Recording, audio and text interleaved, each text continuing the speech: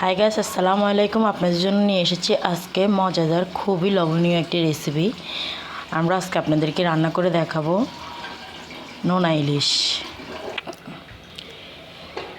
এই নোনা ইলিশটি রান্না করার জন্য আপনাদের সর্বপ্রথম প্রয়োজন হবে মাছগুলোকে লবণ ছাড়িয়ে ছোট ছোট করে কেটে এরকম একটি প্যানে নিয়ে সামান্য একটু হলুদ দিয়ে একটু ভেজে নেবেন।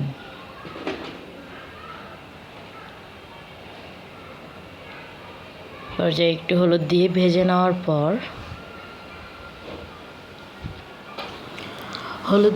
নেওয়ার পর এই পর্যায়ে ভাজা হয়ে গেলে আমরা একটি পাত্রে মাছগুলোকে তুলে নেব এবং সেই তেলেই আমরা পেঁয়াজ টমেটো স্বাদ মতন দিয়ে নেড়ে পেঁয়াজ টমেটো ভালো মতো নরম না হওয়া পর্যন্ত এগুলোকে সিদ্ধ করতে থাকবো।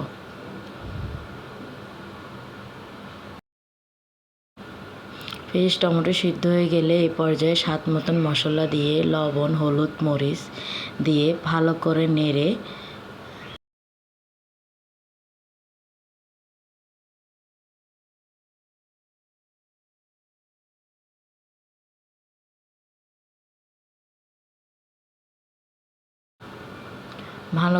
এই পর্যায়ে একটু পানি দিয়ে দিব।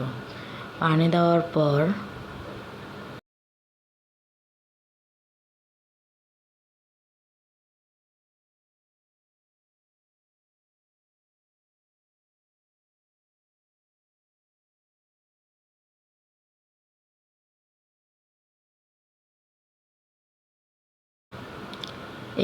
এসে আমরা এখানে মাছগুলো দিয়ে ভালো করে নেড়ে নেব এবং পানিগুলো শুকিয়ে মাছগুলো ভাজা ভাজা হয়ে গেলে নামিয়ে নেব।